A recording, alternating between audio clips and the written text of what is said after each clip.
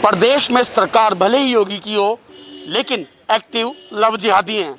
एक और मामला मेरठ में आया लव जिहाद का, और लड़की को बरामद भी कर लिया गया है, लेकिन 4 महीने बाद, 4 महीने तक लड़की को घर में रखा गया और नशीली दवाइयाँ उसको देते रहे। मेरे तो हिंदू संगठन के कुछ लोग यहाँ पर मौजूद हैं, हिंदू जागरण मंच के लोग हैं, जिन्होंने इस मामले का खुलासा भी किया है। सचिन जी, आप अध्यक्ष हैं हिंदू संगठन के, हिंदू जागरण मंच के, क्या कहना चाहेंगे, किस तरीके से इस पूरे मामले का खुलासा हुआ है?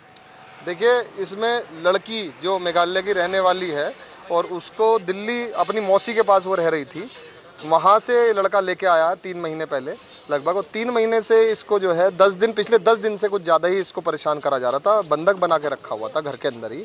खैरनगर निवासी अदनान नाम का लड़का, दिल्ली गेट थाने में जो लगता है, और इसके अंदर उसको दवाइयाँ 170 गोलियाँ जो बरामद हुई हैं, तो 170 गोलियां आप लगा लीजिए कि क्या पर्पस था, किस तरीके की यातनाएं दी जा रही थी। मारा पीटा गया है उस लड़की को, और उस लड़की को इतनी भयभीत है लड़की कि उसको 161 के बयान उसने दिए, 164 के भी कोर्ट में उसके बयान होने हैं। तो वो खुद जो है, वो एक तो परिवार के लोग उसके आ नहीं पा रहे हैं, जहाँ वो मेघालय की जहाँ से रहने वाली है, तो आर्थिक स्थिति उस लड़की की कमज़ोर है, जिसकी वजह से शायद परिवार भी वहाँ से नहीं आ पा रहा है। तो कहीं ना कहीं मैं तो यही कहना चाहूँगा इसके अंदर कि जिस तरीके से लव जिहाद की घटनाओं को बढ़ावा दिया जा रहा है। सचिन जी, 170 गोलियां आपने बताई है, वो किस चीज़ की गोलियां थी? 170 आपने जो बताया था, ये जो जानकारी हुई है, नशे की गोलियां हैं, नींद की, और जैसी भी जिस तरीके से उसको खिला के, और जो भी सवाल, इतना बड़ा सवाल है पुलिस के नाक के नीचे, क्योंकि एसपी सिटी का ऑफिस भी उसी इलाके में है, और साथ ही साथ डेलीगेट पुलिस का ऑफिस कुछ ही दूरी पे वहीं से है, जो पुलिस स्टेशन है।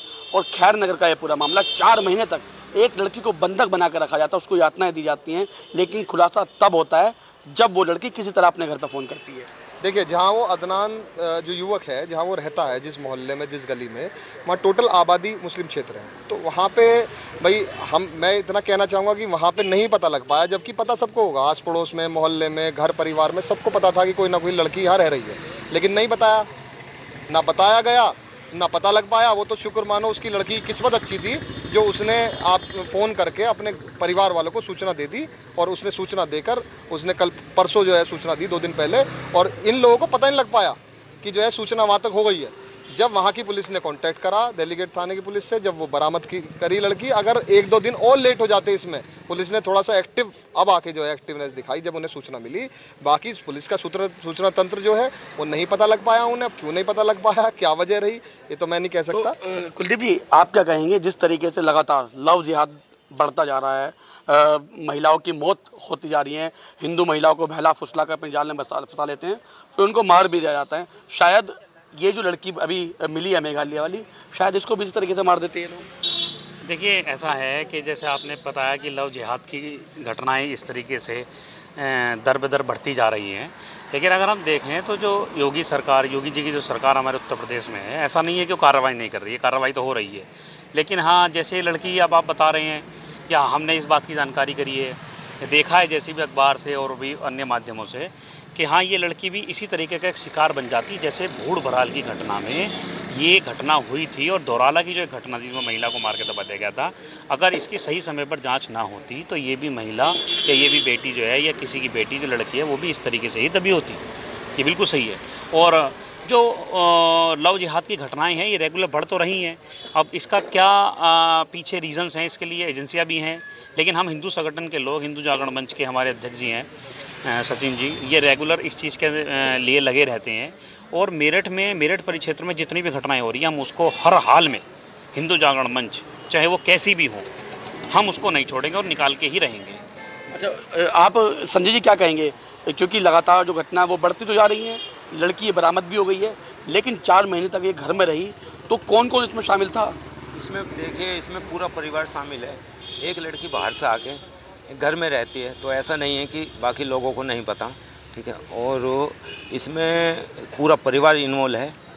लेकिन पुलिस ने केवल एक के नाम वो करी है, जो कि इसमें कहीं ना कहीं बहुत बड़ा एक चैनल चल रहा है। सचिन जी, मेरा बड़ा सवाल यही है कि एक लड़की मेघालय की रहने वाली, पहले दिल्ली रहती है, उसके बाद फिर मेरठ, अदनान के साथ वो आ जाती है। क्यों वो अदनान के साथ आई? क्या उसको नहीं पता था पहले सब चीज़ें, या कोई नाम बदल के अदनान लाया? क्या था पूरा मामला? उसे ये नहीं पता था कि इस तरीके से घर में लाकर और इस तरीके से उसे यातनाएं दी जाएंगी, उसका उत्पीड़न किया जाएगा, उसे मारा पीटा जाएगा, डराया जाएगा, धमकाया जाएगा, वीडियो उसकी बनाई जाएंगी, वीडियो क्लिप बनाई जाएंगी, फोटोग्राफ बनाए जाएंगे और उसे टॉर्चर करा जाएगा कि अगर तू वापस गई तो तेरी मौसी को भी जान से मार देंगे जो दिल्ली रहती है, तुझे भी जान से मार देंगे। तो इस तरीके से घर के अंदर उत्पीड़न हो रहा था उसका। और वो घर के अंदर अगर आप देखोगे इतनी सीधी लड़की है, अगर आप उससे बातचीत भी करोगे, बेचारी मतलब बहुत ही ज़्यादा हम लोगों को जो है। क्या उसे पता था कि जिसके साथ वो जा रही है वो अदनान है? नहीं, उसे जो है जानकारी इतनी थी कि ये हिंदू धर्म बताया था उसे, हिंदू नाम का लड़का बताया था। जब वो वहाँ से जो जानकारी जो लड़की से बात हुई हमारी, जो पता लगा हमें, तो वो इतनी घबराई हुई है कि वो ढंग से बयान भी नहीं दे पा रही, क्योंकि उसका इस मेरठ शहर में कोई जानने वाला नहीं है जिसके बूते पे वो लड़की बेवकूफ़ बोल सके उसके बारे में या उसके परिवार के बारे में, कौन कौन लोग कैसे कैसे उत्पीड़न कर रहे थे उसका।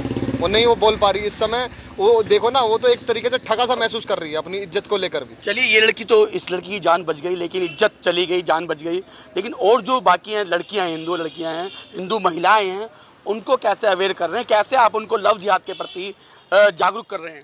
देखिए, समाज में एक सबसे अच्छा मैसेज तो मैं ये देना चाहूँगा कि सब लोग अपने घरों में ध्यान दें। अपनी बेटी कहाँ जा रही है, हमारे बच्चे कहाँ पढ़ रहे हैं, क्या कर रहे हैं, इन सब चीज़ों की अवेयरनेस धीरे धीरे समाज में, अगर सब धीरे धीरे अवेयरनेस फैल जाएगी तो अपने आप ध्यान रखने लगेंगे बच्चों का, बच्चे कहाँ जा रहे हैं, क्या कर रहे हैं, कहाँ किससे मिल रहे हैं। तो ये सब चीज़ें हमें हमारे समाज को देखनी पड़ेगी। तो बिल्कुल भूड़ भड़ाल के बाद शायद ये भी खैरनगर वाला मामला भी वही हो सकता था जैसे प्रिया को मारा था, उसकी एक मासूम बच्ची को मार दिया था।